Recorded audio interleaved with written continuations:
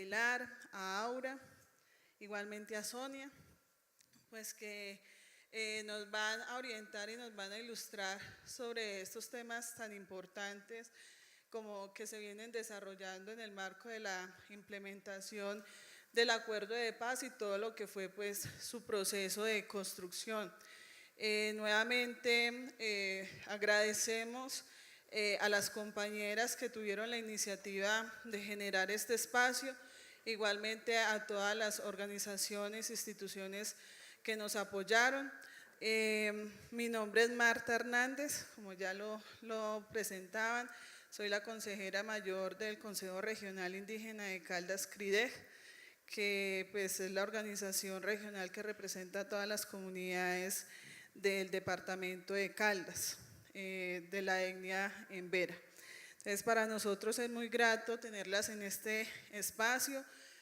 Como lo decía la compañera Patricia, es un espacio de formación que se da en el marco precisamente de esos procesos de formación que se han venido liderando desde la Organización Nacional Indígena de Colombia, UNIC, en el marco de la Escuela EFIN, también dentro del proceso de la Consejería de Mujer y con las compañeras de la comunidad de juristas Acubadaura.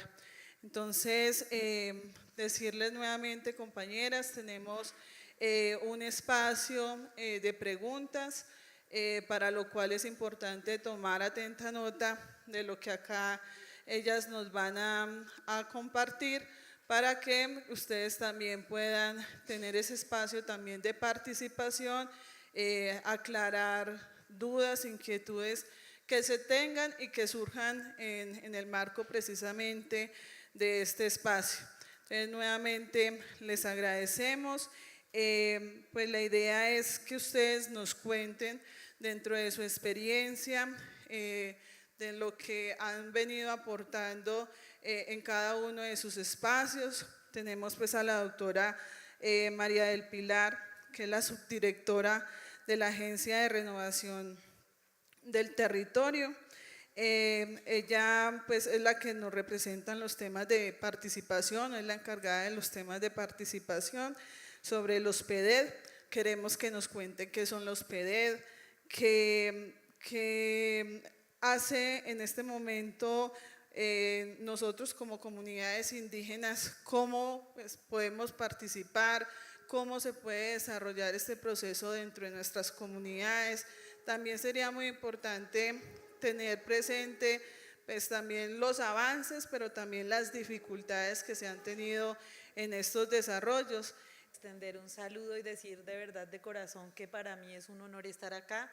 Patricia me comentaba del espacio y yo me sentí como muy honrada porque creo que este diálogo en el marco de este proceso de formación, que creo que va a ser como la base fundamental para lo que viene en los territorios, es muy, muy importante que nosotros funcionarios del gobierno nacional tengamos esta cercanía, que podamos escuchar también qué inquietudes hay, resolver, pero sobre todo tender un puente para que de aquí en adelante tejamos esto entre todos. Creo que va a ser la clave del éxito. Patricia me decía, haga mención a lo que vivió usted antes. Yo quería como contar a manera anecdótica que tuve la oportunidad de ser parte del equipo técnico que acompañó los diálogos en La Habana, y como fruto de ese proceso que vivía allá, yo quiero valorar mucho lo que ustedes lograron como pueblos indígenas con el capítulo étnico. Sabemos que hay deuda histórica aquí y que no la vamos a solucionar mañana, pero el hecho de que ese capítulo quedara en el marco de un acuerdo de paz también es una especie de garantía, pero que además hace relevante lo que son los pueblos y toda esta riqueza étnica que tiene el país, y que en el marco del conflicto armado pues hubo afectaciones muy graves y que la construcción de paz es entre todos. Y yo creo que partiendo de entender muy bien y valorar ese capítulo étnico están otros instrumentos que se acordaron en La Habana. Y yo voy a hacer una mención a qué son esos programas, pero quiero centrar este diálogo en qué vamos a necesitar en adelante para que esto de verdad no tenga reversa. Hay días, y yo voy a hacerles de corazón como mujer muy honesta, que anoche yo leía cosas para venir preparada a este espacio y me daban unos documentos en la oficina, la Agencia de Renovación del Territorio, de la que yo ahora hago parte, está muy comprometida en que este tema étnico realmente esté muy bien soportado al interior, que normativamente entendamos qué implica, etcétera. Y yo decía, hay un componente técnico muy valioso ahí, pero creo que esto trasciende ese componente étnico que los abogados y los que saben mucho de esto nos pueden orientar. Creo que esto sí tiene algo más de humanidad, que es, hay que tejer un compromiso y un proceso que no se nos quede en las coyunturas. Yo le decía a Patricia, uno de mis temores es que hablemos de PEDET por una coyuntura y una posibilidad que se vaya, hacemos alianzas que se acaban mañana, sino que la importancia va a estar entre las instituciones, quienes creemos en esto y estamos adentro, cómo garantizamos que eso pues, sea sostenible. Y que me enredaba y decía, no, yo, ¿por qué me tengo que acartonar? Yo voy a ir a hablar de lo que estamos defendiendo dentro del gobierno y de lo que son estos programas y lo que nos van a permitir. Estos programas de desarrollo con enfoque territorial que hacen parte de este capítulo de la reforma rural integral, dando más detalle del acuerdo de paz.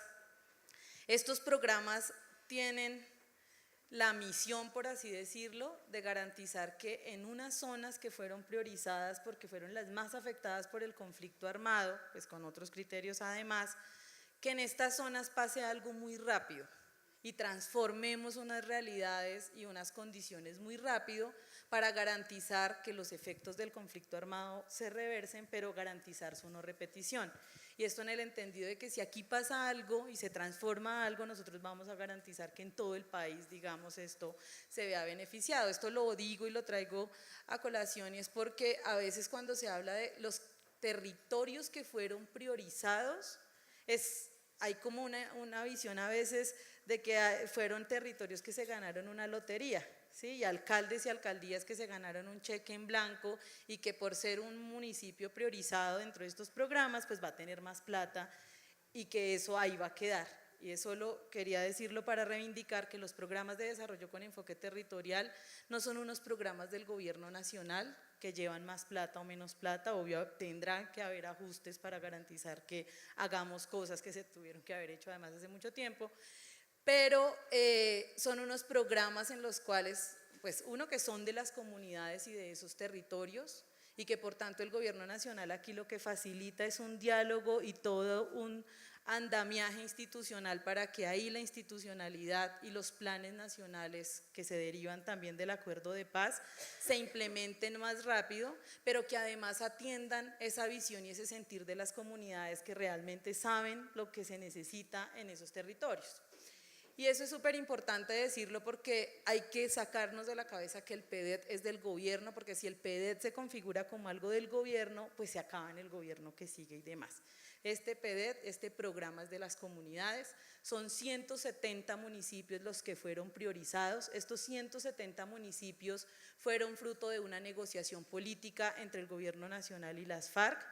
Están agrupados en 16 subregiones que comparten unas características históricas, geográficas, etcétera, y donde, nuevamente reitero, el tema étnico y todo lo que implica en el alcance hacia lo étnico es muy grande.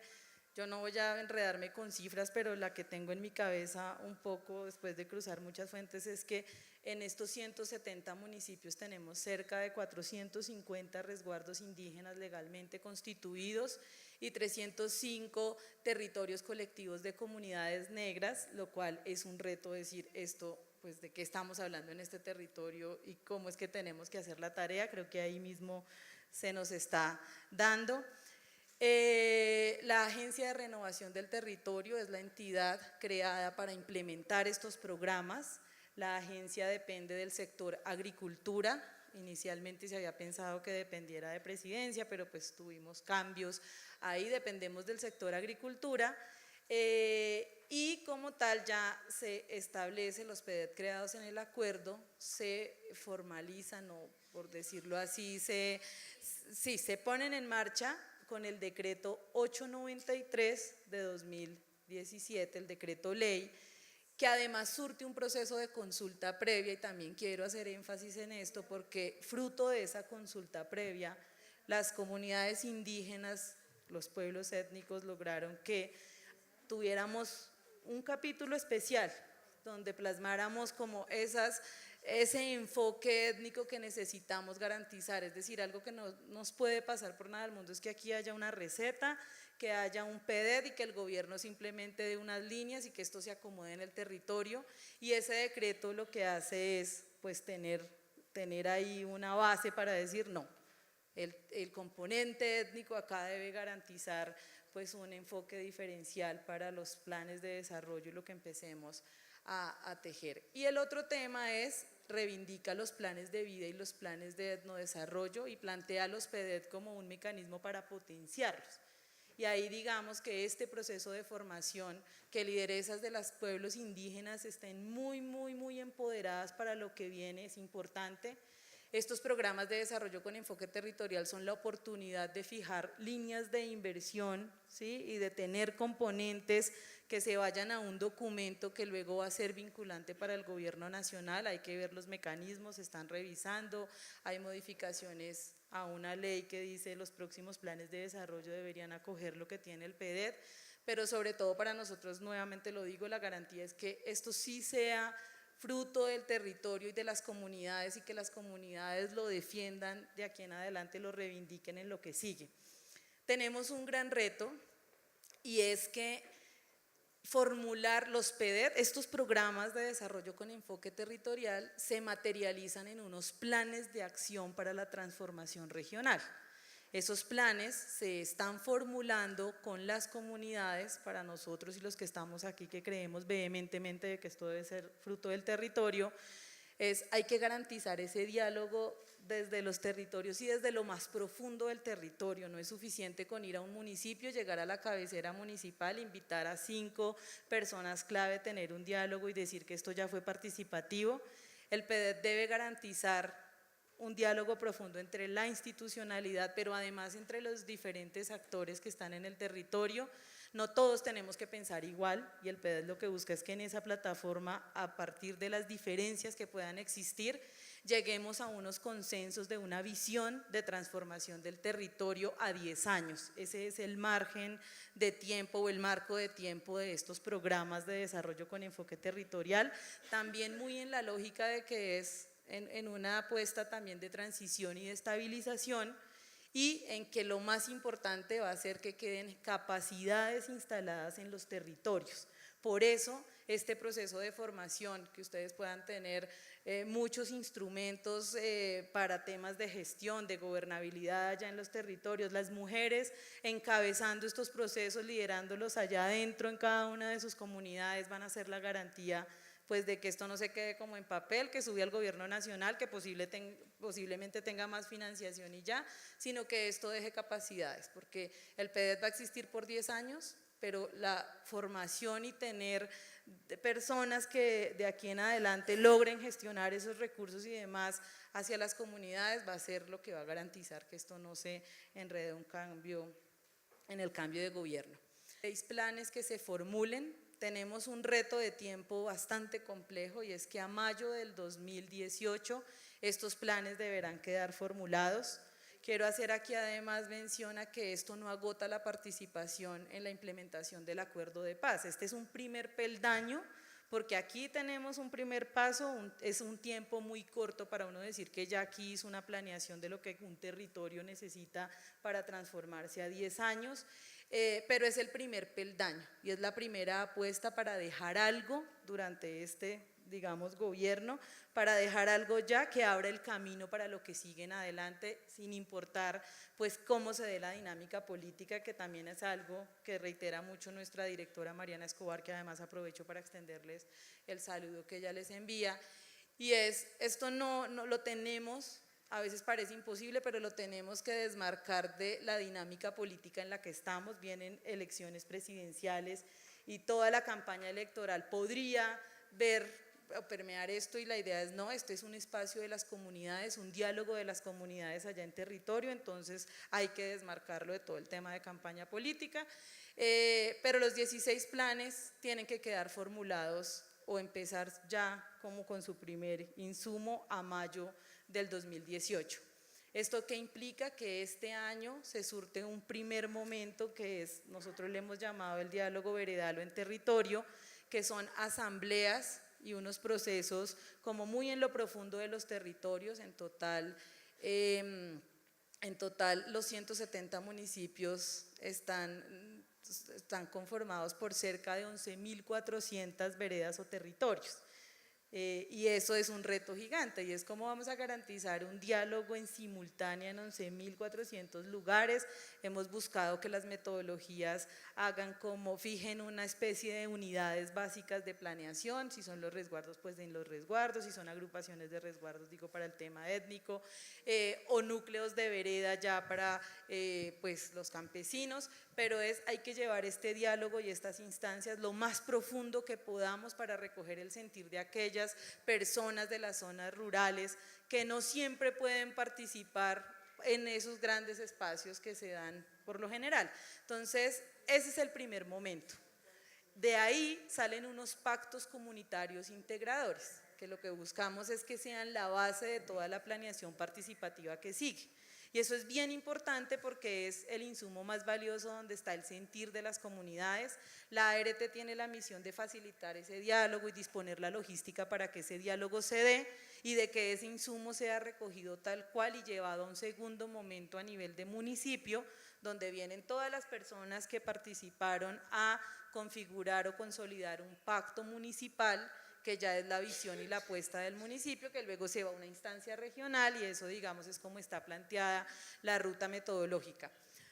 Para nosotros, integrar este diálogo de esta manera es una oportunidad también de que el mismo territorio reconozca la riqueza étnica que existe. Y no hay que hacer diálogo, hay que hacer diálogos separados en lo propio, y los planes de vida tienen sus propias acciones y tienen una visión incorporada y demás, pero no se trata de desligarlo, sino de cómo todos nos reconocemos en un territorio y garantizamos que eso quede reflejado luego en un documento que va a orientar las decisiones del gobierno nacional para ya dar la implementación de los acuerdos de paz. Eso es valorado como un momento histórico, ¿sí? Que el país tiene que reconciliarse, que los PEDET tienen que ser ese puente para reconciliarnos. Esto no es solo con las FARC, y esto no solo es como las personas de las FARC son acogidas por la comunidad y demás, sino cómo todo el país entra en un diálogo de reconciliación. Hay que promover hacia las ciudades, y esto es una invitación, esa acogida, y es como nosotros también, las personas que hemos tenido la fortuna de estar en ciudades y que nunca vivimos el conflicto y que solo lo vimos por noticias, cómo reconocemos esa otra Colombia a la que sí le tocó ese conflicto armado y esa afectación tan dura, y creo que ahí hay que hacer una tarea gigante de que todos, pues digamos, demos ese paso. Yo no sé cuánto tiempo más me quede, solo quería contar que había anunciado un reto y nunca lo dije, pero era los programas de desarrollo con enfoque territorial. Entonces, tienen que ser acogidos y apropiados por las comunidades, tienen que garantizar un diálogo que contribuya a la reconciliación de este país, tiene que garantizar además unos insumos concretos que de verdad puedan incidir en la toma de decisiones. Nosotros decíamos, no podemos tender diálogos por diálogos donde tenemos mucha información que no logremos concretar en insumos que de verdad sean, que contribuyan a esa planeación, a que los recursos puedan ir orientados hacia lo que las comunidades guían y dicen y saben que son las necesidades que hay que cubrir, pero tampoco puede ser un diálogo acartonado con unas líneas que se mandan desde el nivel nacional que diga la metodología es A, B, C y D y punto, sino que ese equilibrio hay que conseguirlo, y lo otro tiene que cumplirse, pues tenemos este reto del tiempo y tiene que ser un diálogo en esta parte de la historia como muy rápida para que logremos que de aquí a mayo queden consolidados. Teníamos otro reto adicional y era hay que vincular a los niños y a las niñas. Esto no puede seguir siendo diálogos de grandes, ¿sí? Sino cómo vinculamos la visión de esa generación que de verdad va a ser la generación de paz, es muy importante. Lo mismo el rol de las mujeres y cómo nos empoderamos en general, pues para poder sacar adelante esto que se nos viene, que es un camino bastante largo que nos queda. Entonces ahora vamos con la doctora Aura Bolívar. Ella es abogada, trabaja en la Procuraduría, es delegada para el tema de tierras. Ella nos va a contar un poco sobre el tema de los PENIS, cómo podemos participar, qué es el PENIS, cómo podemos también llevar esto a nuestros territorios, porque pues ayer incluso también lo decíamos, es algo también que la comunidad pide a gritos, como conocer más del acuerdo, conocer más cómo va a ser ese proceso de implementación ya en terreno. Entonces sería muy importante para que nos cuente también pues desde su mirada, también como mujer, y cómo le podemos también nosotras como mujeres indígenas, cómo podemos participar, nuestros pueblos indígenas también, qué incidencia tienen estos PENIS en nuestros territorios. Yo esencialmente concentraré mi exposición, como señalabas, en el PENIS, en el Programa Nacional Integral de Sustitución de Cultivos de Uso Ilícito. Y para exponer eso quisiera dividir mi presentación como en tres partes. En la primera quisiera recordar un poco como esos acuerdos básicos, yo sé que ayer lo trabajaron con Elena, pero recordarlos así de manera breve, como esos elementos básicos del punto 4 sobre drogas ilícitas y cómo todo el tema de PENIS se inscribe en ese punto 4. Y en esa misma primera parte recordar como algunos elementos que me parecen absolutamente fundamentales en torno, digamos, al capítulo étnico dentro del acuerdo. ¿Y por qué me parecen fundamentales? Porque creo que son apuestas que en el marco del PENIS nos pueden ayudar al diseño de estrategias puntuales. En la segunda parte me concentraré como en lo que llamaríamos nosotras como las tres consignas básicas, que digamos donde creemos nosotros que hay que tener las miras puestas en la implementación de los PENIS, y al final intentaré recoger simplemente como unas recomendaciones, igual unos retos específicos como lo acabas de hacer, Mario.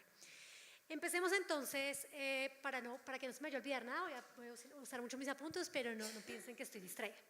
Empecemos entonces con el punto 4 y el punto étnico, y ahí como retomar los elementos generales.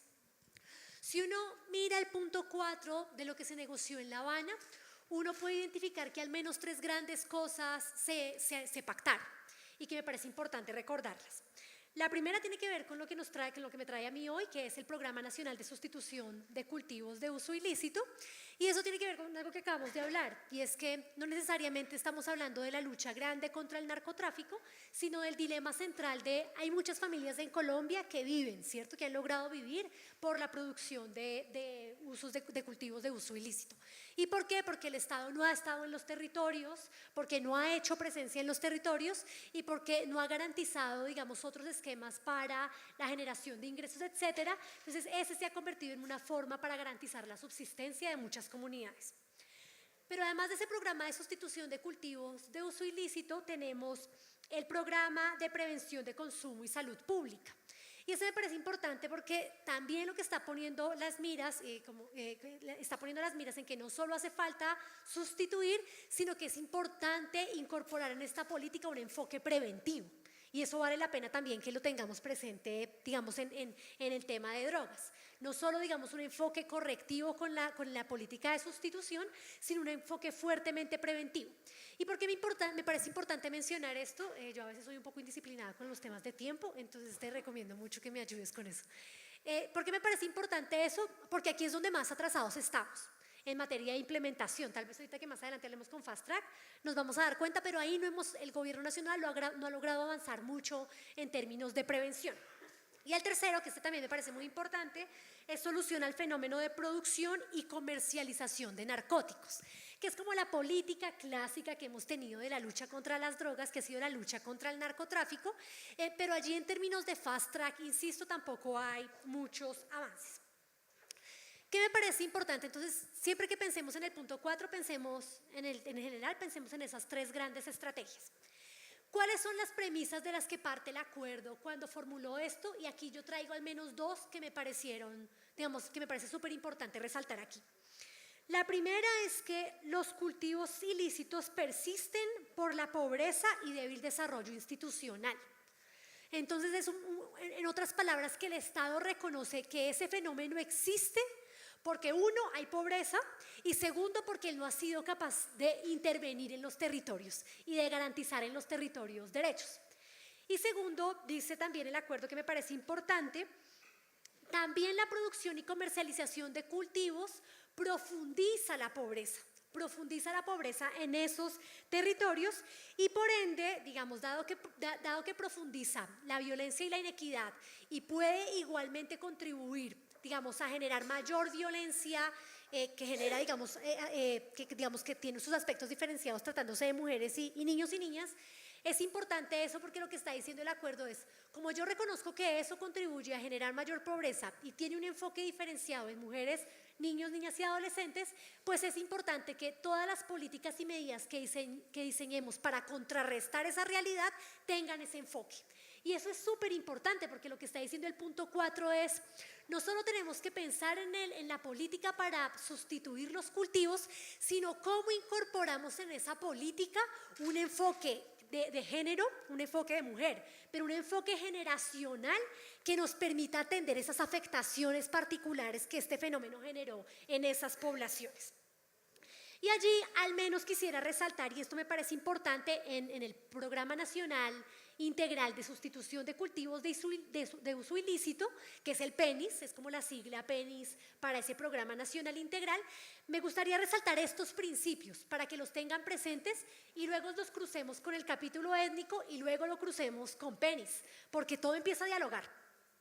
¿Qué dice los principios del PENIS? Dice, ojo, primero, tiene que estar integrado con todo el punto 1, súper importante. Entonces no podemos hacer política de sustitución de cultivos si no tenemos una política de intervención integral en el territorio que garantice salud, educación, vivienda, acceso a tierras, proyectos productivos, etc. Entonces el primer llamado es, y ojo porque esto nos va a decir en PINES, cuando estemos pensando en las estrategias de sustitución, tenemos que pensar no solo en la erradicación, que es como la primera estrategia, sino qué viene después de eso. Y allí la idea que yo traía la misma, digamos, habíamos hecho la misma reflexión que tú planteabas, como la importancia de los planes de vida y los planes de no desarrollo para irnos pensando esas nuevas territorialidades, esas nuevas formas de intervenir en el territorio. Entonces ahí ese primer punto de integración con reforma rural integral es clave. Pero no solo dice eso el acuerdo y el decreto, que también es importante que lo tengan presente, es el 896 de este año, el que trabaja el tema del PENIS. Dice en segundo punto que este proyecto nacional y los que se construyan en los territorios tienen que ser el resultado de una construcción conjunta, participativa y concertada.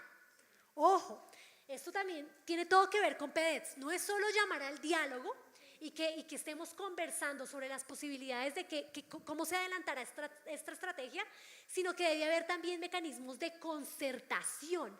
Es decir, ahí nuestra participación no es solo una posibilidad, sino que es una exigencia. El gobierno nacional está obligado a garantizar la participación de las comunidades y esto quiere decir no solo de sus autoridades tradicionales, sino de sus organizaciones, incluyendo obviamente las organizaciones de mujeres. Tercero, y esto de la mano con lo que acabo de decir, debe garantizarse el enfoque diferencial de acuerdo con las condiciones de cada territorio. Y esto es muy importante porque lo que está diciendo es, claro, yo tengo que atender el enfoque de género, el enfoque generacional, el enfoque de familia, etcétera, pero además debo tener las particularidades de cada territorio, porque no es lo mismo el enfoque de género en una comunidad étnica que en la otra o en un territorio que en lo otro. Las afectaciones nunca fueron las mismas. Todas somos mujeres, ¿sí o no? Y hay algunas que algunas que pueden ser de la tercera edad, pero no todas tuvieron las mismas afectaciones. Los patrones fueron distintos en cada territorio. Por eso es que es importante tener también el enfoque territorial en la cabeza. Porque las afectaciones particulares exigen medidas diferentes, ¿sí o no? O sea, si las afectaciones son distintas, las medidas para solucionar el problema también tienen que ser distintas. Y ese principio también es súper importante. El cuarto principio es el respeto por la aplicación de principios y el Estado social de derecho, clásico. O sea, esto todo tiene que respetar estándares internacionales y la Constitución Política de Colombia y los derechos que ya tenemos ganados como comunidades étnicas, ¿cierto? Entonces esto no puede ir en detrimento de esas conquistas ya ganadas. Y último, y este es todos para mí son muy importantes, siempre digo muy importante, y este también es muy importante, el quinto principio es sustitución voluntaria. esto es súper clave porque está diciendo es que en todo caso, además de estos elementos que hemos hablado de concertación, diálogo, etcétera, siempre la apuesta debe ser por sustitución voluntaria, por evitar que el Estado intervenga, digamos, bruscamente y abiertamente en contra de nuestros derechos. Hasta ahí vamos bien en PINES, ¿cierto? Sí, integral de sustitución de cultivos que busca implementarse, más adelante vamos a ver, en aquellos territorios más afectados pues, por estos cultivos con otros criterios. Pero esto quiero cruzarlo y aquí voy a decir una cosa muy breve porque sé que Elena lo expuso ayer, pero me parece importante, igual me parece importante retomarlo y es algunas consignas claves que debemos traer del acuerdo en su capítulo étnico, que me parece que también se cruzan con PINES y se cruzan con el punto 4. La primera es esa parte general, esas consideraciones generales que a veces no son tan generales y no son tan importantes, yo voy a leerla, porque ojo con lo que dice la consideración general del punto étnico, dice, los pueblos étnicos deben tomar control de los acontecimientos que los afecten a ellos, a sus tierras, sus territorios y sus recursos, ojo, entonces uno, yo debo mantener el control de todo lo que me afecte a mí, a mi territorio, a mi tierra y los recursos que están obviamente en el territorio. Pero no solo dice eso, dice además manteniendo sus instituciones, culturas y tradiciones. Lo que está diciendo es respetando su autogobierno y su libre determinación, súper importante, ¿sí o no? Pero no solo dice eso, dice además e incorporando la perspectiva étnica y cultural para la interpretación e implementación del acuerdo. ¿Se dan cuenta que esa consideración general es supremamente poderosa? Porque esa consideración general, ¿qué es lo que está diciendo? Los pueblos indígenas deben mantener el control sobre ellos y sus territorios. Y eso implica respetar su libre determinación, respetar su autogobierno, respetar sus derechos sobre la tierra, respetar su territorialidad indígena, ¿cierto? No solo los derechos ya formalizados, sino los recursos naturales, los sitios culturales, etc. Entonces esa consideración es súper importante.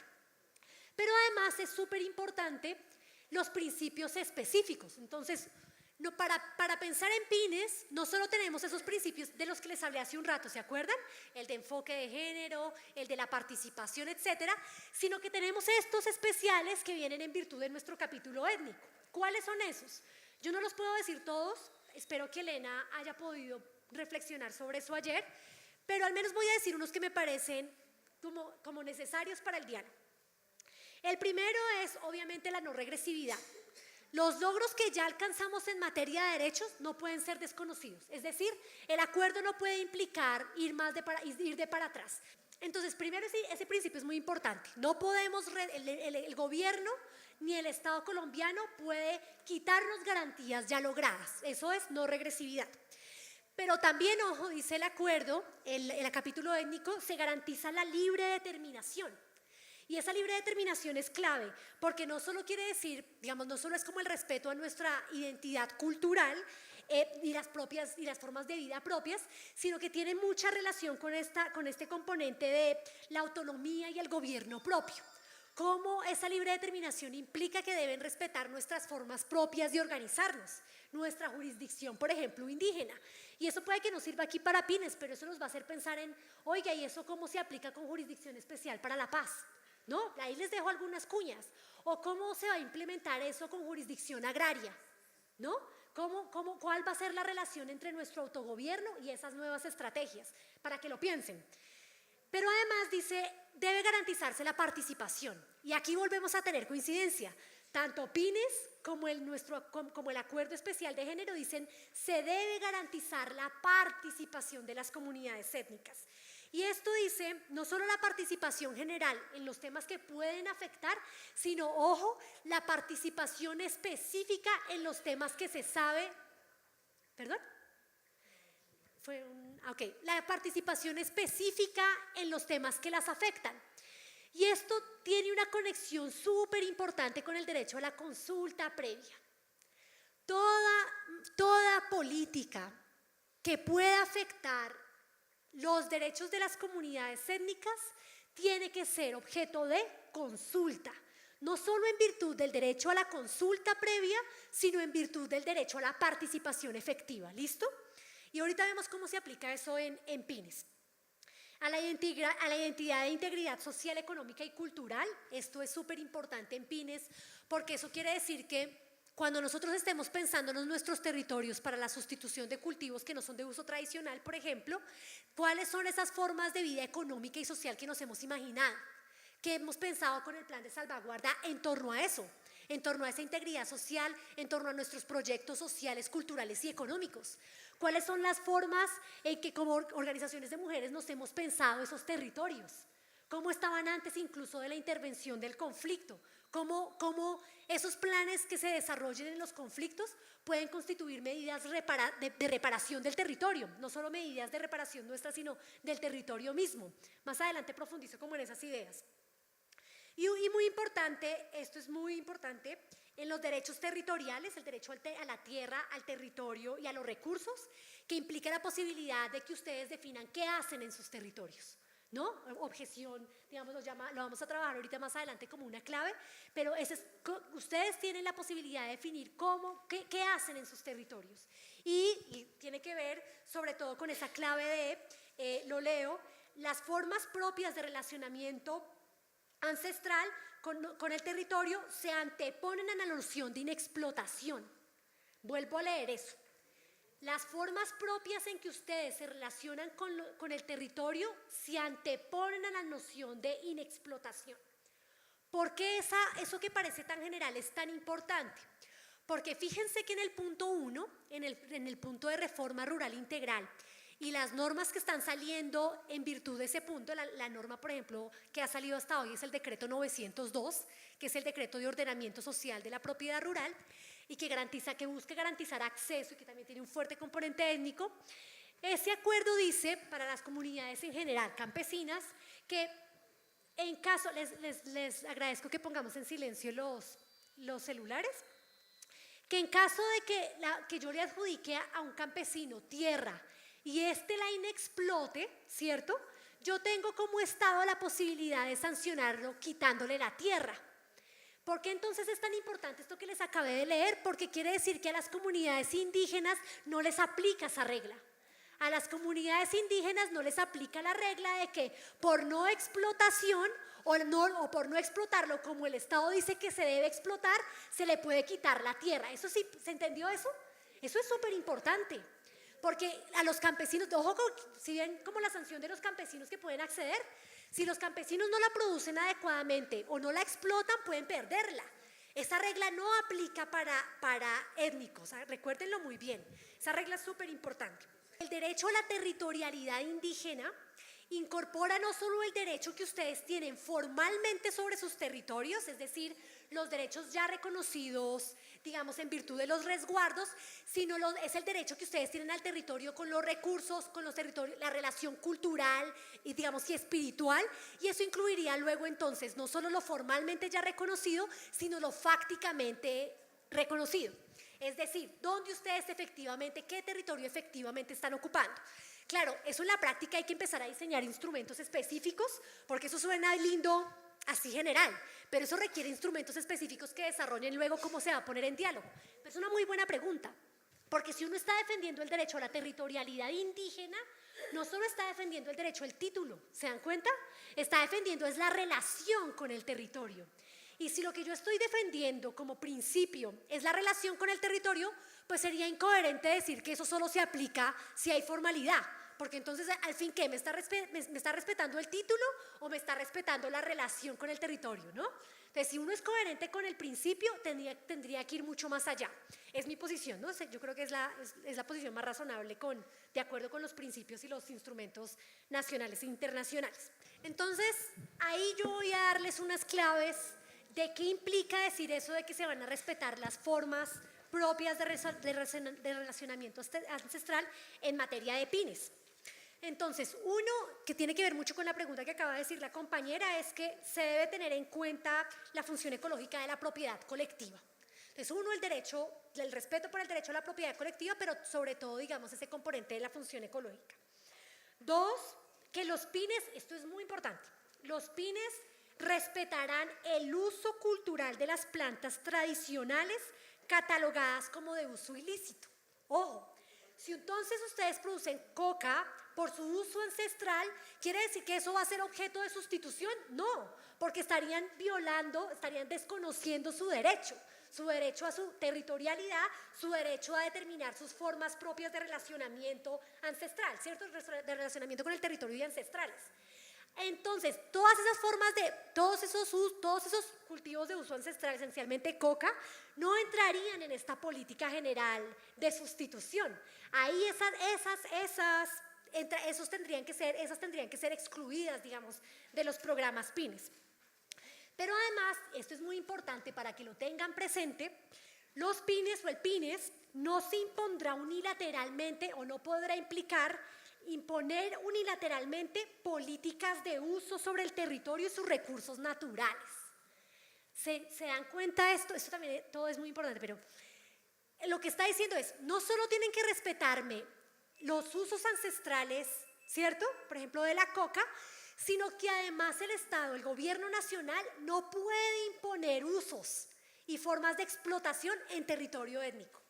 Es decir, no pueden venir a decirme, usted tiene que tenemos que implementar ahí este proyecto extractivo, o tenemos que empezar ahí a explotar con esta mina. No, eso no podrían hacerlo tratándose de territorios étnicos.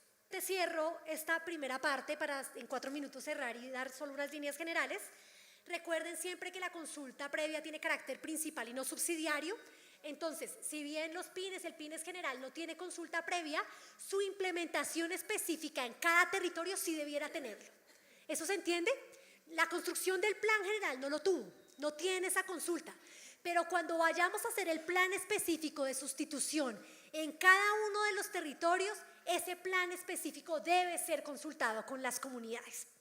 Segundo, el derecho a la objeción cultural como garantía de no repetición. Y esto me parece muy importante, digamos, como resaltar. ¿Qué dice el acuerdo y qué queremos resaltar nosotros? Yo estoy mezclando el punto 1 y punto 2 por lo que me queda poquito tiempo. El acuerdo consagra el derecho a la objeción cultural como un derecho y como un resultado de una garantía de no repetición. Es decir, las comunidades tienen la posibilidad de objetar y de no permitir que se desarrollen ciertos proyectos extractivos o productivos en sus territorios, ¿cierto? Impuestos por el gobierno nacional. ¿Por qué? Porque fueron despojadas o sufrieron el abandono forzado o el despojo de sus bienes. Y aquí traigo, a propósito de esto, el auto 004 de la Corte. ¿Por qué me parece importante que en este tema de objeción cultural revisemos el auto 004?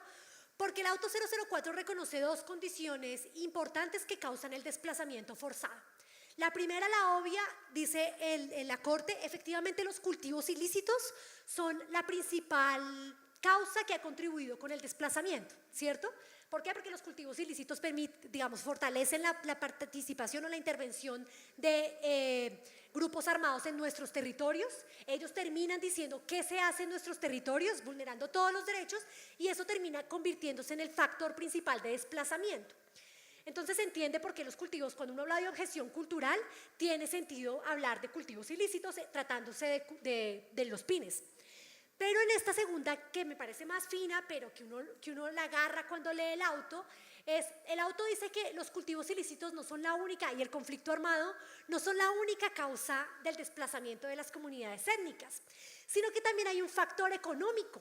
Hay unos intereses económicos sobre nuestras tierras por los recursos naturales que están allí que hacen que eso se convierta en un factor de riesgo. Luego, no solo fueron los cultivos ilícitos, sino, por ejemplo, la implementación de ciertos proyectos en nuestros territorios los que pudieron haber ocasionado el desplazamiento. Entonces, no solo uno debería decir que la objeción cultural aplica tratándose de cultivos, sino que esas otras intervenciones más de carácter económico para definir el uso de nuestras tierras también tienen la potencialidad de afectar nuestros derechos y convertirnos en víctimas del desplazamiento forzado, ¿o no? Si hay una empresa que tiene intereses en explotar nuestras tierras, ¿eso puede generar nuestro desplazamiento? Claro, no solo el conflicto armado ligado al cultivo ilícito, también un factor económico ligado a intereses económicos sobre las tierras o los territorios en que ocupamos.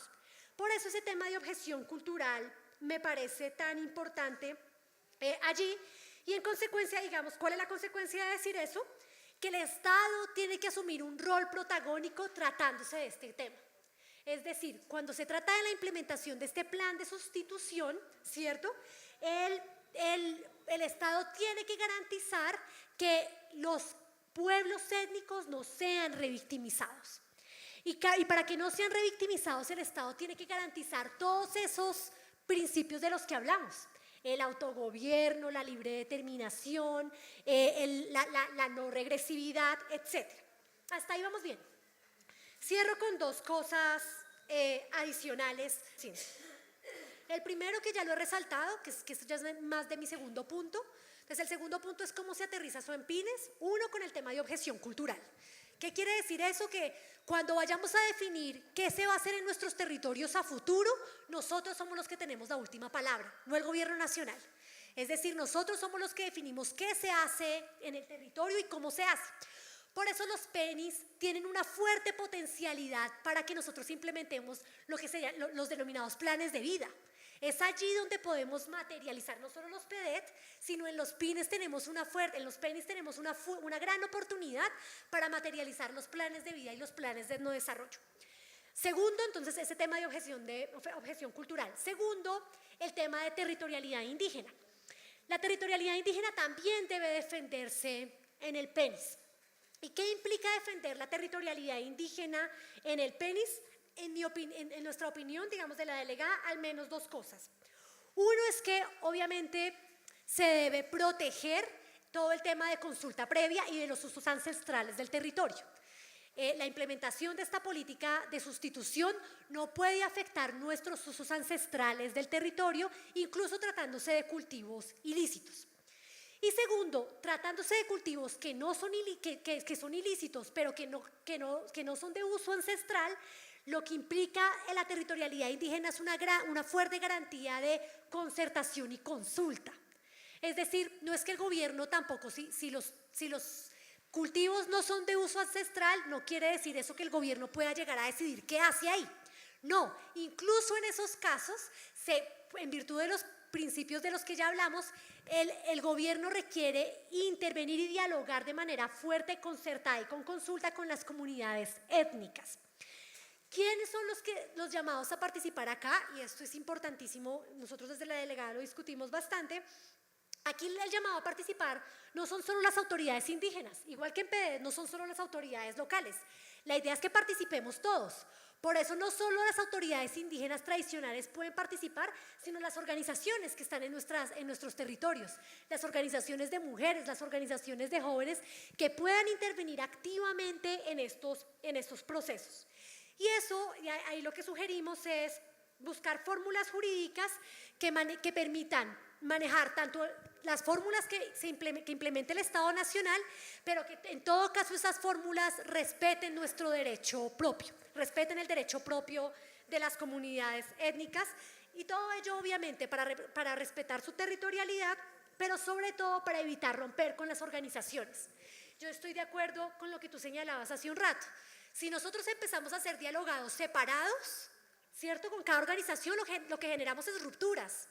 Porque entonces, claro, en algunos casos se requieren apuestas específicas y planes específicos, pero esto también tiene que servir, esto tiene que ser una oportunidad para fortalecer digamos, las comunidades étnicas, y en ese sentido también para fortalecer al Estado, digamos, en el desarrollo de políticas públicas que tengan el componente étnico.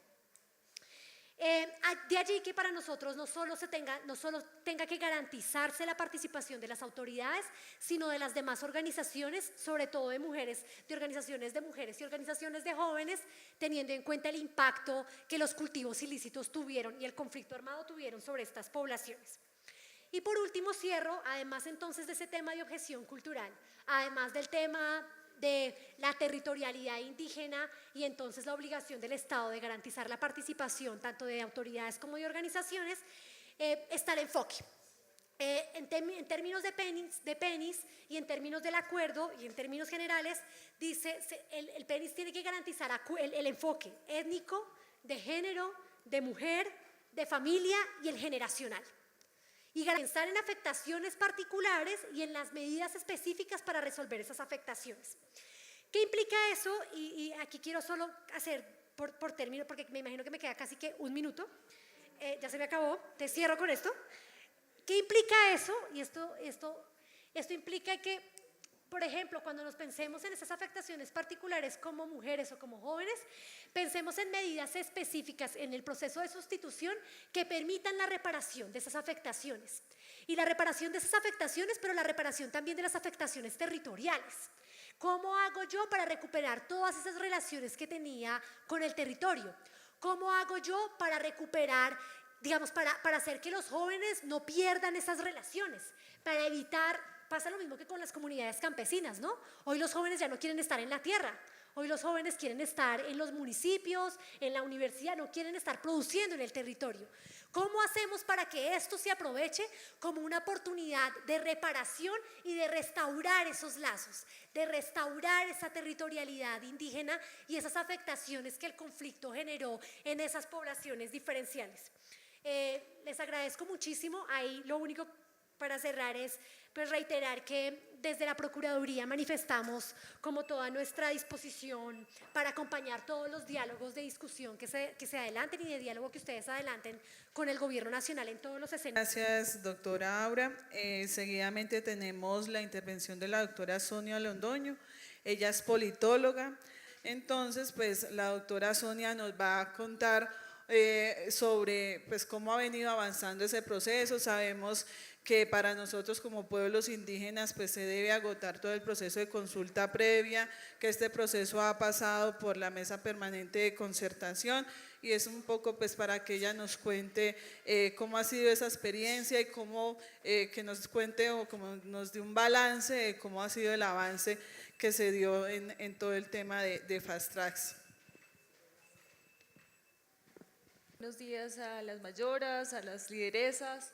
Es también un privilegio estar acá con ustedes y compartir con ustedes, intercambiar ideas y aprender de ustedes. Ustedes son quienes saben las realidades de los territorios y quienes, digamos, el reto de la implementación de los acuerdos está precisamente en eso, que ustedes que conocen las realidades de los territorios, que son fundamentales para la reproducción de la cultura de cada uno de sus pueblos, pues sean quienes lideren y quienes participen en este proceso de implementación de los acuerdos y de asegurar que en lo territorial cada uno de los procesos de implementación pues incorpore el enfoque de mujer, familia, generación de acuerdo a cada uno de sus pueblos.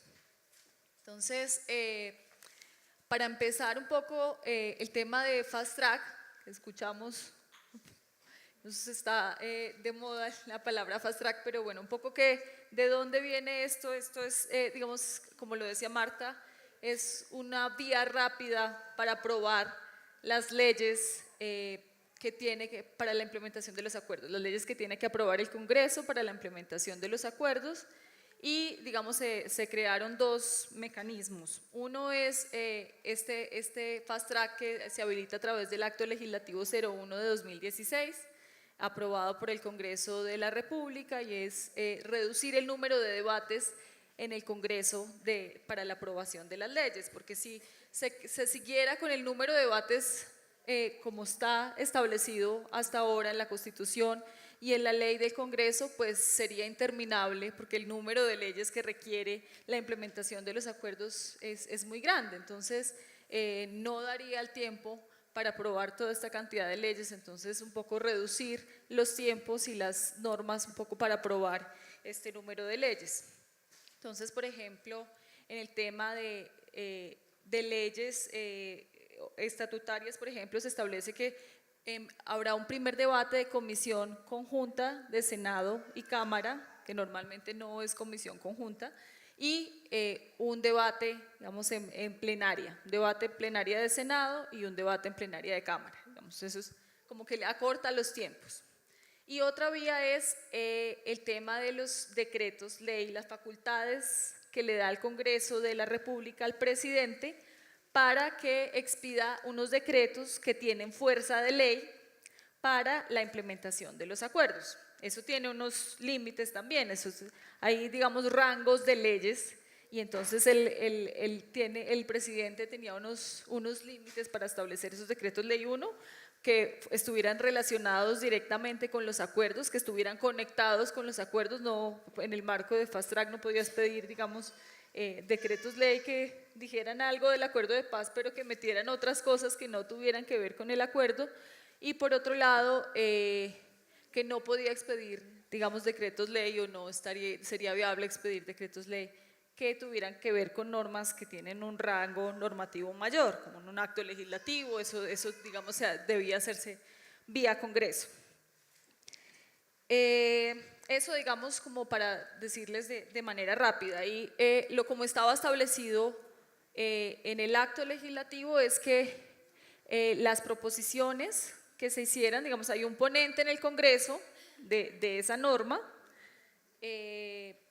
las proposiciones que se hicieran, las propuestas que se hicieran para modificar esa norma debían ser aprobadas por el Gobierno Nacional y iban a ser votadas como todo, en el debate en el Congreso, toda la norma, todo el bloque de la norma. Ahora esto, digamos, con la sentencia de la Corte Constitucional que salió este año en mayo, la 322 de 2017, la Corte dice no, digamos no, el tema se debate artículo por artículo, que eso hace un poco más largo el proceso. Antes era más corto porque se votaba en bloque, ahora hay que debatir artículo por artículo y las proposiciones, las propuestas que se hagan para cambiar esa norma que está radicada en el Congreso, pues no requieren el aval del gobierno, digamos, antes solo si el gobierno lo aprobaba podían ser aceptadas, ahora eso, pues digamos ya la Corte declaró que eso no era exequible. Entonces un poco para conectarlo con el tema del capítulo étnico y de cómo van, digamos, esas normas en concreto en materia de derechos de los pueblos indígenas y en lo que ha sido la concertación un poco con la mesa permanente. Ya ayer Elena, Luis Fernando, Patricia, ahorita Aura y María Paula nos recordaban un poco lo que establece el capítulo étnico. Yo quiero retomarlo porque es muy importante, digamos, los 3 principios que establece el capítulo étnico, así lo hayan hablado ayer, pero un poco para refrescar la memoria. El capítulo étnico no solo se establece unos temas en cada uno de los puntos de los acuerdos, pero establece 3 principios que irradian todo el acuerdo. Digamos, no fue posible, a diferencia del acuerdo de género que está en los distintos puntos del acuerdo, el capítulo étnico pues es solo, digamos, un capítulo, no hubo la posibilidad como de establecer medidas para pueblos indígenas en cada uno de los puntos del acuerdo con el detalle que las organizaciones y los pueblos indígenas querían, pero sí hay 3 salvaguardas fundamentales, que es para la implementación, como un principio para interpretar todos los acuerdos. Y uno es el tema de la consulta previa y la objeción cultural. Y entonces ahí el debate o el punto es en la implementación, en todas las normas que tiene que expedir el Congreso y los decretos que expidió el Gobierno Nacional, qué se consulta y qué no se consulta.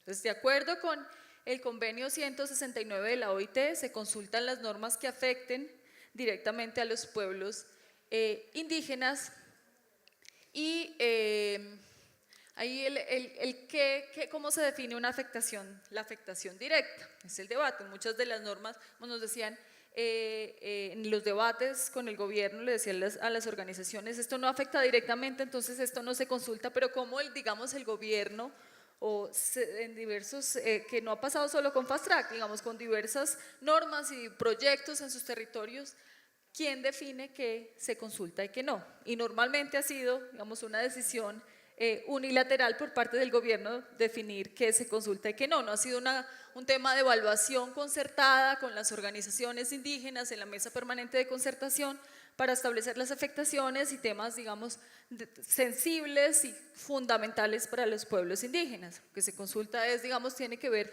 con lo que afecte los territorios, los recursos, el acceso a los territorios, la propiedad territorial, el goce de los derechos territoriales de los pueblos indígenas debe ser consultado.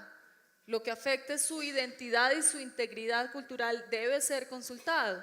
Lo que ponga en riesgo su pervivencia como pueblo, su permanencia cultural, su reproducción cultural, debe ser consultado.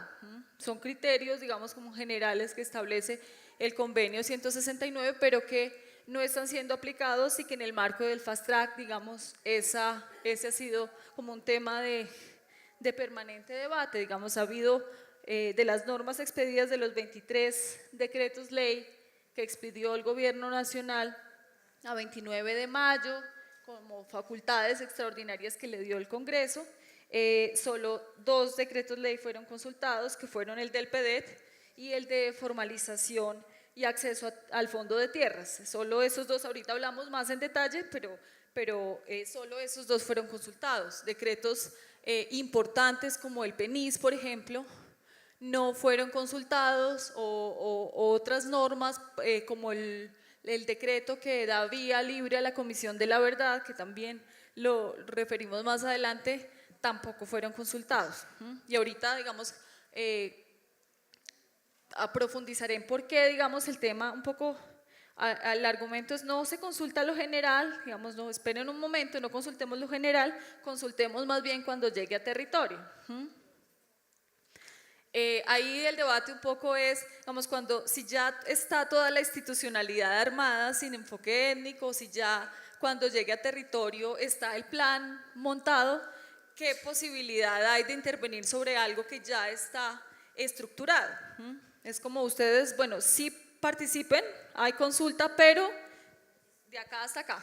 Digamos, este es el margen, el límite que tienen ustedes porque esta institucionalidad ya está organizada, porque este plan ya está estructurado de esta manera. Entonces, por eso es fundamental que desde la norma que organiza, digamos, cada uno de estos planes, cada uno de estos programas, de estos mecanismos, de estas instancias, exista la consulta previa, libre e informada, y 2, el enfoque étnico y de mujer, familia y generación. Y ese es otro de los elementos que introduce el capítulo étnico, el enfoque de mujer, familia y generación. Un poco el argumento, por ejemplo, para no consultar el PENIS o para no consultar el decreto que establece las garantías de seguridad para el ejercicio de la política es, estos decretos no mencionan por ningún lado a los pueblos indígenas.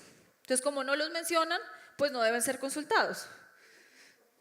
No los mencionan, pero afectan directamente sus derechos. Entonces, es, digamos, también un análisis que debería hacerse conjuntamente, digamos, en el deber ser de las cosas. Este análisis de las normas que se consultan y no, pues debería ser conjunto entre el gobierno y la mesa permanente de concertación, y en conjunto con las autoridades territoriales, con las autoridades indígenas, para establecer, digamos, las normas que se consultan y cómo debe ser esa consulta previa. Y bueno, ya lo mencionaba ahora también el tema del principio de no regresividad.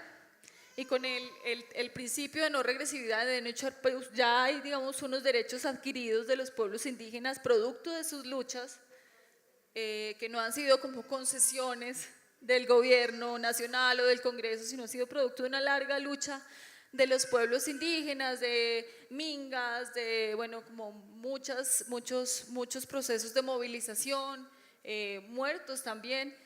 Esos procesos, ese reconocimiento de derechos, esas leyes que existen, no pueden echarse para atrás. Digamos, ya no puede existir una ley que diga que eso no aplica o que anule esas leyes que ya reconocen los derechos de los pueblos indígenas. Entonces, digamos, en el marco del Fast Track, por ejemplo, hay algunas normas que sí, como lo que decía ahora también, que pueden aplicar para población campesina, pero que en el caso de pueblos indígenas implicarían pues una regresividad de sus derechos, afectarían sus derechos. Entonces, en el marco del Fast Track también, por ejemplo, en digamos, las pocas normas consultadas, la Mesa Permanente de Concertación puso como unas salvaguardas, como este tema que es regresivo y que afecta a los pueblos indígenas no es aplicable para pueblos indígenas, digamos, como en algunas normas que el espíritu y el cuerpo de la norma afecta los derechos de los pueblos indígenas o es aplicable a campesinos y que su interpretación podría ya en territorio violar los derechos de los pueblos indígenas, pues lo que decidieron las autoridades indígenas, las organizaciones que tienen asiento en la mesa de concertación fue una salvaguarda. Esto no aplica para pueblos indígenas. Hay otras normas en las que, digamos, el contenido de la norma sí dio para incluir el enfoque étnico. Por ejemplo, digamos, hay temas como en tiempos pasados, tema de seguridad democrática con enfoque étnico, o digamos, hay cosas que no pueden tener enfoque étnico porque su espíritu va en contravía de los pueblos indígenas. Entonces es mirar como esos dos caminos, como las salvaguardas y las normas que sí pueden tener, digamos, enfoque étnico y cómo se desarrolla el enfoque étnico más allá del título de decir esto tendrá enfoque étnico, sino en concreto, digamos, ese enfoque étnico, ¿qué quiere decir? Y para mirar, digamos, en concreto ese enfoque étnico, ¿qué es? Las organizaciones de la mesa permanente hicieron una propuesta normativa, una propuesta sobre todos los puntos del acuerdo, o sea, escoger como todos los puntos del acuerdo, el capítulo étnico, interpretarlo, digamos, como unir esas dos cosas, e interpretarlo a la luz de los derechos de los pueblos indígenas. Entonces, en materia territorial, vamos como un poco lo que dice el capítulo étnico de que los PD deben estar acordes a los planes de vida y de desarrollo, como medidas, tenía esta norma como medidas específicas en los planes de vivienda rural, en los planes de electrificación rural, como todas esas medidas, digamos, que aparecen en el acuerdo, cómo se aterrizan en los pueblos indígenas.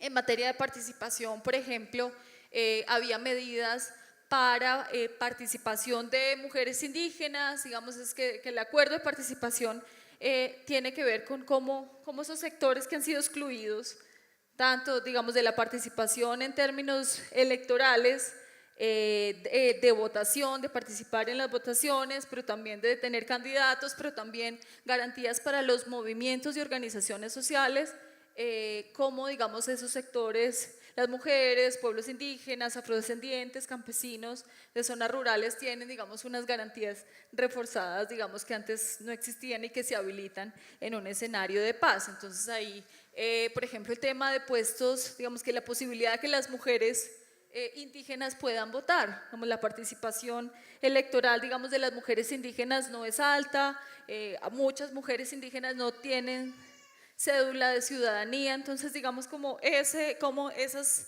hay medidas, digamos, que si uno lee el acuerdo, pues, digamos, está, pero si no se aterriza al concreto de los derechos de los pueblos indígenas, pues, digamos, no se sabe cómo sería.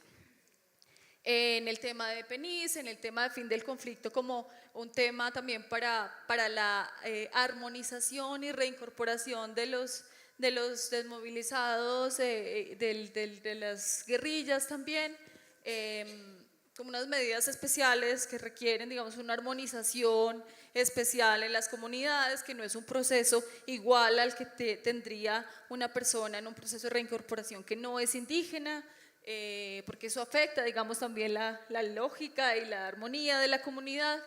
Entonces, digamos, esos procesos como deben, digamos, todo eso ligarse uno, coordinarse con digamos, el principio, coordinación con las autoridades indígenas, fundamental, consulta previa participación y pues medidas específicas en cada uno de los puntos del acuerdo. Hay medidas específicas en temas de coordinación entre la Jurisdicción Especial Indígena y la JEP, como una propuesta de un capítulo también para la coordinación entre la Jurisdicción Especial Indígena y la JEP, y acuerdos en materia de protección, digamos, bueno, como una norma que desarrollaba, digamos, es como las organizaciones indígenas decían, le hicimos la tarea al gobierno, ya está hecha. Sin embargo, esa norma pues no ha sido, todavía no ha sido incorporada, no ha sido aprobada como una norma total, pero digamos un camino podría haber sido aprobar, digamos, como por los distintos puntos del acuerdo o incorporar en las distintas normas, pero todavía pues no hay claridad de qué va a pasar con esa propuesta de los pueblos indígenas. Bueno, entonces un poco les voy a contar así muy rápidamente por cada uno de los puntos del acuerdo, casi tener una ayuda porque se me olvida. El fast track no ha sido tan fast, se supone que es un periodo para agilizar y para, digamos, que en el Congreso el gobierno pudiera, digamos, tramitar un número importante de normas, pero esto no ha sido así. Digamos, el gobierno expidió 23 decretos leyes, pero en el Congreso las normas que se han tramitado son realmente muy poquitas. No se han tramitado, digamos, como todas las normas. El fast track, el tiempo de fast track de este trámite ágil de las normas ya tiene fin en noviembre de este año y ya después pues tendrán que hacerse por los debates ordinarios y como el tiempo normal de los debates. Ahí, digamos, faltan muchas normas por tramitar en el Congreso y esa es también una preocupación. Está el decreto de formalización de tierras, que ese fue consultado y protocolizado en la Mesa Permanente de Concertación, ese es el decreto 902, que establece, digamos, una subcuenta indígena para el acceso a fondo de tierras. Digamos, hay cosas del acuerdo que son específicas que no, digamos, da el tiempo para ahondar en detalles que digamos, es parte también de lo que se requiere de un proceso de pedagogía y de trabajo de los acuerdos. Los PEDET, el decreto 893 de los PEDET, Plan Nacional de Vivienda Rural, que no fue consultado, Plan Nacional de Electrificación Rural también salió por decreto, bueno, tampoco fue consultado. El PENICE en el punto 4 que no fue consultado. En el punto 2 fue aprobada, está en control por parte de la Corte Constitucional el Estatuto de Garantías de la Oposición, que ese estatuto no, digamos, ese no fue consultado, pero en Congreso los senadores y representantes indígenas incluyeron una propuesta para incluir por lo menos un par de artículos que garantizaran el enfoque étnico, que para que las organizaciones y partidos indígenas que se declaren en oposición pues también tengan garantías y tengan, digamos, derechos y medidas específicas. Ya después se desarrollará eso en materia de oposición política. Y Consejo Nacional de Reconciliación, digamos, esa creación de ese Consejo Nacional de Reconciliación, que ese se hizo por decreto. El punto que más ha tenido desarrollos en términos de leyes ha sido el punto 3, que allí está el tema de la amnistía, unas reformas a la Unidad Nacional de Protección, seguridad jurídica para la FARC, el tema de reincorporación jurídica de la FARC, inventario de bienes de la FARC, unidad de desmantelamiento de paramilitarismo, que fue un decreto que salió y que tampoco, digamos, tuvo consulta previa. Y digamos, es importante porque hay estructuras, ustedes lo decían, la mayoría lo decía ayer, en los espacios que ha dejado la FARC hay grupos herederos pues del paramilitarismo que han llegado a ocupar esos territorios también de pueblos indígenas. Y si esa unidad de desmantelamiento de organizaciones criminales no tiene un enfoque étnico, no sabe como las realidades de los territorios indígenas, que en muchos territorios indígenas y lo que ha sucedido con asesinatos de líderes indígenas, de autoridades indígenas, pues no se conoce. Digamos, no tenemos hoy, digamos, una cifra consolidada, unificada y real del número de autoridades y líderes indígenas asesinados, digamos, como después de la firma del acuerdo de este año, porque muchos no se conocen también por temas de acceso al territorio. o que se invisibilizan, digamos, todos esos mecanismos deben tener, digamos, un enfoque étnico y un enfoque de conocer las realidades territoriales de los pueblos indígenas. Y en el punto 4 está, digamos, han aprobado varios decretos, digamos, pequeños relacionados con el PENIS y la sustitución de cultivos de uso ilícito, pero este del PENIS pues no fue consultado. Y allí la UNIC hizo una intervención ante la Corte Constitucional, digamos, solicitando la consulta también, digamos, de esa norma general, saber, digamos, como cuál es la vía y qué resuelve la Corte en su análisis, porque, digamos, hay territorios indígenas, como el pueblo Nucac, donde dentro del territorio indígena pues hay campesinos cultivadores de coca a quienes se les debe dar soluciones fuera del territorio indígena. Entonces, este tema del PENIS, digamos, si sigue avanzando sin enfoque étnico, pues puede generar conflictos territoriales mucho más fuertes y puede generar tensiones territoriales que es importante prevenir. De hecho, ya en los territorios algunas autoridades indígenas o líderes indígenas vienen participando de acuerdos de sustitución, pero no sin enfoque étnico. Entonces, la implementación del decreto del PENIS, que no tiene enfoque étnico, pero lo cierto es que en los territorios ya vienen participando líderes y autoridades indígenas y afrodescendientes, pues desconociendo un poco ese enfoque étnico de esos marcos. Eso es como lo aprobado. En el punto 5 está el tema de la Comisión de la Verdad, que se fue también expedido un decreto, el 588 expedido sin consulta previa, y el decreto de la Unidad de Búsqueda de Personas Dadas por Desaparecidas. Y allí también, digamos, hizo una intervención ante la Corte Constitucional por la importancia, no digamos ya en algunos lugares o en el debate decían como no, esperemos como en el reglamento de estos, ya los comisionados de la verdad tendrán que expedir su propio reglamento y ahí ustedes participan, ahí los pueblos indígenas participan y allí, digamos, podrán incorporar el enfoque étnico, lo mismo con la unidad de búsqueda, pero, digamos, es muy importante que desde el comienzo y en el decreto hubiese sido muy importante que hubiese sido consultado e incorporara el enfoque étnico. ¿Por qué? Porque esa comisión de la verdad pues tiene el reto de incorporar la verdad plural, la verdad de este país, no la verdad desde Bogotá, ni la verdad de ciertos sectores sociales, la verdad, digamos, de cuál fue el impacto del conflicto armado, el impacto desproporcionado que ha dicho la Corte sobre los pueblos indígenas en territorios concretos, cuáles fueron esas razones que llevaron a que ese impacto del conflicto fuera tan fuerte, que llevaron a ciertos actores armados digamos, que justifican la violencia contra pueblos indígenas en las guajibiadas que hubo en los 60, 70, uno de los testimonios de las personas que masacraban indígenas decía: yo no sabía que matar indios era malo, que es una cosa terrible, pero que es ese racismo y esa exclusión estructural y ese tipo de cosas también, digamos, está, digamos, en la mentalidad y subyace, digamos, a las violaciones de derechos humanos, y eso es lo que una comisión de la verdad debe establecer también, que se pueda escuchar, que puedan participar las víctimas indígenas, que las mujeres indígenas también cuenten la verdad, digamos, sobre cómo fueron víctimas, pero también sus estrategias de resistencia y de defensa del territorio en el contexto del conflicto armado, que muchos pueblos indígenas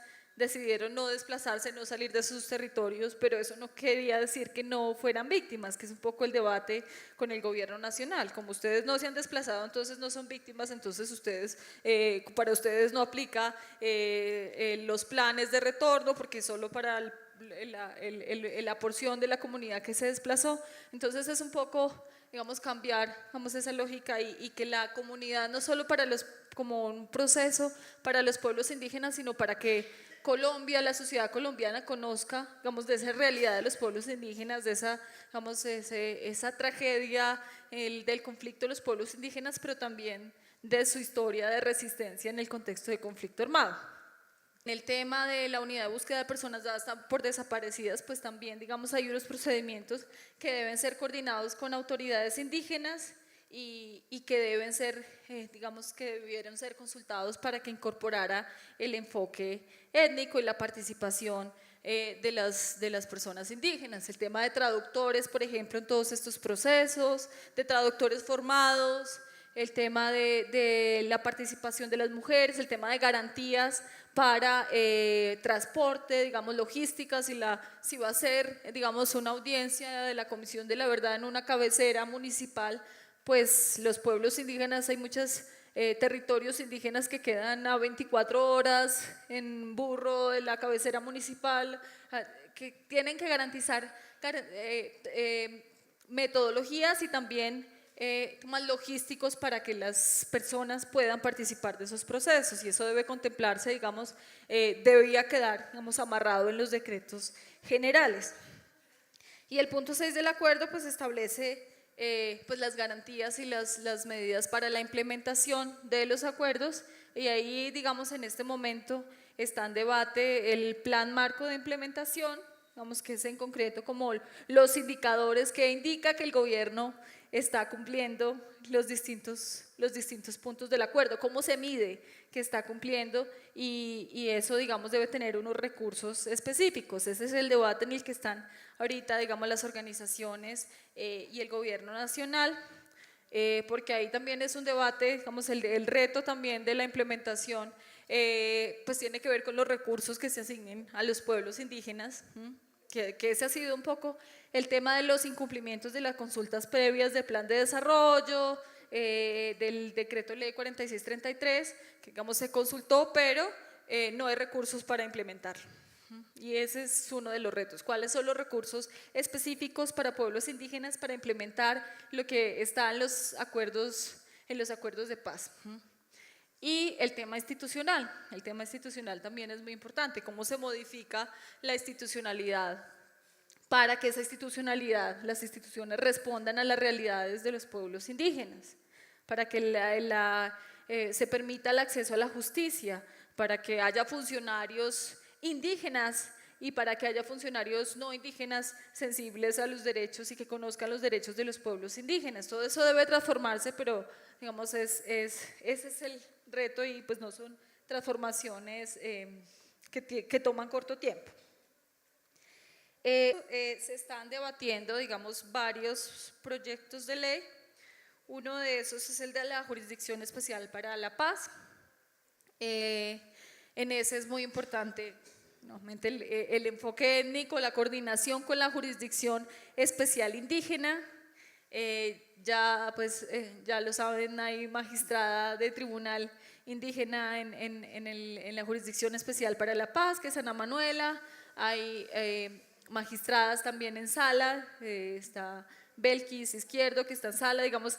Además, digamos, de que haya magistrados y magistradas indígenas en esos escenarios, es muy importante que esos escenarios, y ahorita en la discusión de la ley estatutaria de la JEP, se incorpore el enfoque étnico, quede claro la coordinación con la Jurisdicción Especial Indígena, quede claro la participación de las víctimas indígenas. Si bien, digamos, la ley no permite desarrollar como el tanto detalle, pero sí que queden temas generales para que después en el reglamento y en las normas, digamos, que van a desarrollar como ya el detalle de lo que va a hacer la JEP, ya como quedó en la ley estatutaria, ya eso se tome de la ley estatutaria y en el reglamento diga, sí, acá dice una cosa de participación, hay un artículo que se refiere a la participación de las víctimas indígenas, entonces, ¿cómo se desarrolla eso y eso qué implica?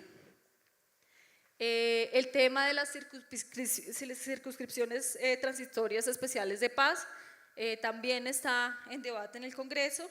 Esas son 16 zonas en 167 municipios, y ahí, digamos, es muy importante la participación. Estas circunscripciones especiales transitorias de paz son para organizaciones y movimientos sociales, no para los partidos políticos tradicionales, ni para el partido que surja, digamos, el partido ya existente de las FARC.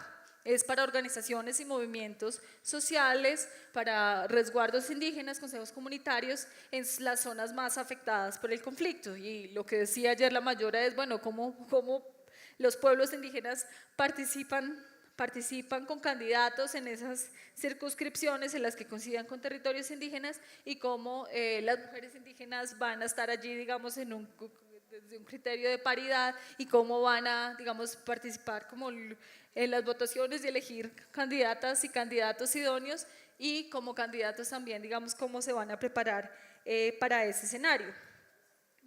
Y termino, digamos, con unos retos, sí, fue como un brochazo muy rápido a temas y es muy complejo como abordarlos en tan poco tiempo, pero los retos, pues la participación, digamos, en las normas que falta por aprobar.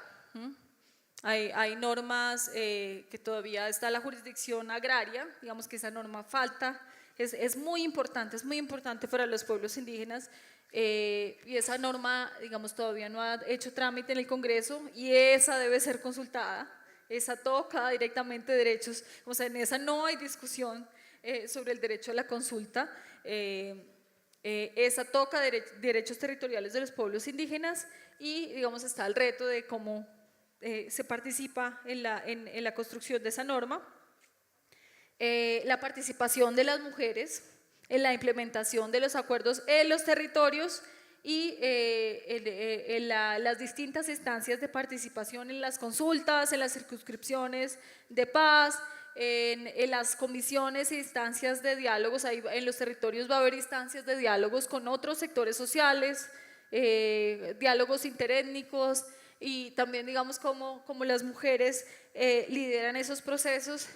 Otro elemento muy importante es la veeduría y el seguimiento a la implementación de los acuerdos, que yo creo que ahí, digamos, es muy importante cómo va la implementación, que las mujeres indígenas lideren ese seguimiento a cómo va la implementación de los acuerdos en los territorios indígenas y que ese seguimiento también tenga el enfoque de, bueno, las mujeres indígenas hacen seguimiento a cómo la implementación de esos acuerdos garantiza la participación de las mujeres indígenas, cómo las mujeres están participando, cómo esos programas tienen enfoque de género, mujer, familia y generación, o si llegó el programa al territorio y no tiene ningún enfoque de género y las mujeres no están participando, digamos que es muy importante que las mujeres lideren esos procesos porque pueden prender las alertas y pues, se puede corregir también el camino de cómo van esos procesos.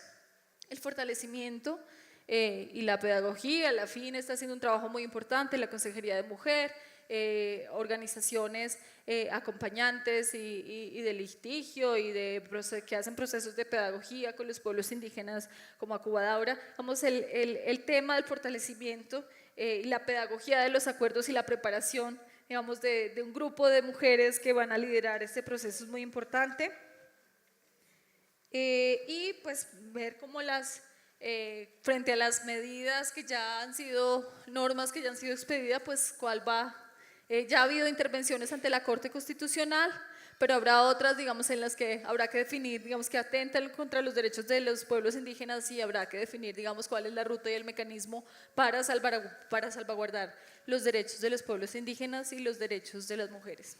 Yo dejaría ahí. Muchas gracias. Bueno, muchas gracias.